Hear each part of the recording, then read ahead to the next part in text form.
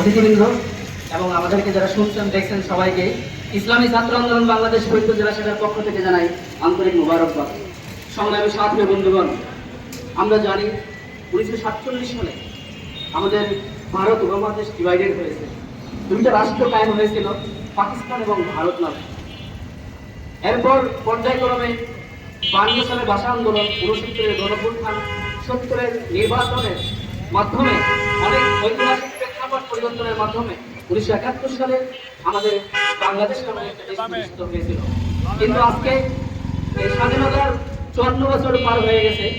আমাদের ছাত্র সমাজের মধ্যে ন্যায় নীতি, মোরালিটি, এরপরে ছাত্রদের যে নৈতিক দায়িত্ব থাকা দরকার, ছাত্রদের মধ্যে ব্যাপকভাবে যে নৈতিকতা থাকা দরকার, সেটা আমাদের মধ্যে বিরাজ করতেছে না। আমরা দেখতে পাচ্ছি বিভিন্ন ক্যাম্পাসে, বিভিন্ন ছাত্র সংগঠনে বিভিন্ন তাদের অপরাধবিধি, তাদের সন্ত্রাস, তাদের চাঁদাবাজি, তাদের মাদকদ্রব্য, নারী কেলেঙ্কারি, ধর্ষণ সহ বিভিন্ন অপকর্মের মধ্যে তারা লিপ্ত হয়েছে। তারা বাংলাদেশের ছাত্র সমাজকে ভিন্ন দিকে ডাইভার্ট করার চেষ্টা করছে।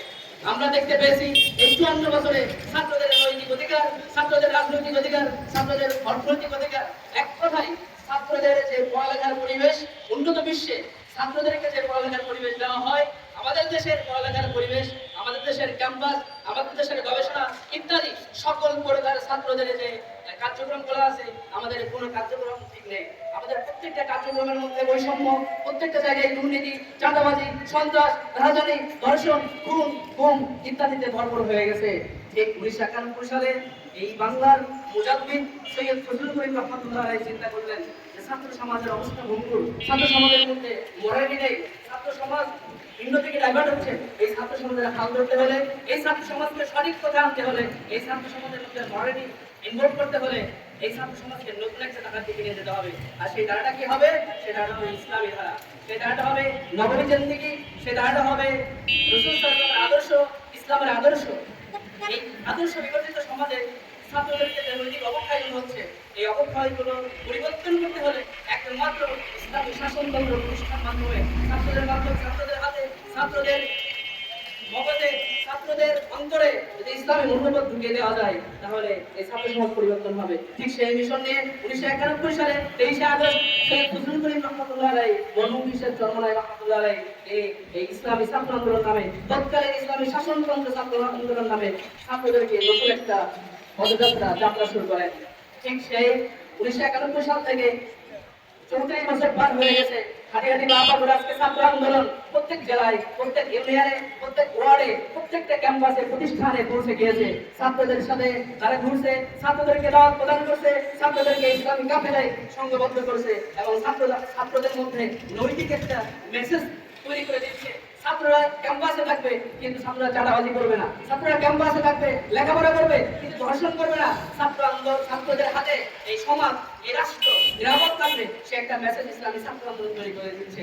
এজন্য এখানে সবাই ছাত্র সমাজকে আমি অবগত করতে চাই, আপনারা আসুন আমরা ছাত্র আন্দোলনের হাতে সমবেত হই, একসাথে হয়ে আমরা দেশ নির্মাণ করি। আমাদের যে দাবি আজকের এই সমাবেশ থেকে আমরা দাবি করতে চাই যে বাংলাদেশে আমরা দেখেছি যে বিগত সালে যে সংসদীয় নির্বাচনগুলো হয়েছে, 11টা নির্বাচন হয়ে গেছে, 11টা সংসদীয় নির্বাচন হয়ে গেছে। আমরা দেখেছি কোন নির্বাচনের পর বাংলাদেশের অর্থনৈতিকভাবে, রাজনৈতিকভাবে, সামাজিকভাবে এবং বাংলাদেশের অধিকারগত জনগণের যে একটা অধিকার থাকে, কোনোভাবেই একটা রাষ্ট্র স্থিতিশীল রাষ্ট্র প্রতিষ্ঠিত হয় নাই। তার মানে বোঝা গেল বাংলাদেশের মধ্যে বিদ্যমান পদ্ধতিতে যদি নির্বাচন হয়, এই নির্বাচনের মাধ্যমে এই দেশে সাম্য, মানবিক মর্যাদা এবং সামাজিক ন্যায় বিচার প্রতিষ্ঠিত হতে পারে না। কাজেই পীর সাহেব চরমনাই প্রথম থেকে প্রায় 2008 সাল থেকে যে দাবি তুলে আসছে, পিয়ার পদ্ধতিতে জাতীয় সংসদ নির্বাচন হতে হবে, এখানে গ্রহণযোগ্য সরকার আসবে, প্রত্যেক দল থেকে জনপ্রতিনিধি থাকবে, এই সবার একটা সম্মিলিত চেষ্টায় একটা সংসদ হয়ে উঠবে, প্রাণবন্ত সংসদ হয়ে উঠবে, রাষ্ট্রীয় উন্নয়নশীল মূলক একটা সংসদ। এই সংসদের মাধ্যমে রাষ্ট্রকে বিনির্মাণ করা হবে, এই সংসদের মাধ্যমে এই ছাত্র সমাজকে উন্নত করা হবে এবং বাংলাদেশের লেখাপড়ার যে একটা স্তবের অবস্থা, এই অবস্থা থেকে এই ছাত্রদেরকে ওভারকাম করতে হলে পিয়ার পদ্ধতির মাধ্যমে জাতীয় সংসদ কায়েম হতে হবে। কথা বলেন ঠিক কিনা? আসলে আমরা বিশ্ব চরমনার দাবির সাথে একমত হয়ে ইসলামী ছাত্র আন্দোলনের হাতে হাত রেখে আমাদের আজকে এই দাবি রেখে এবং এই কল্যাণ রাষ্ট্র প্রতিষ্ঠার দাবি রেখে এবং সবাইকে হাতে হাত রেখে এই পক্ষে কাজ করার জন্য অনুরোধ করে আমার বক্তব্য শেষ করছি। আসসালামু আলাইকুম ওয়া রাহমাতুল্লাহ।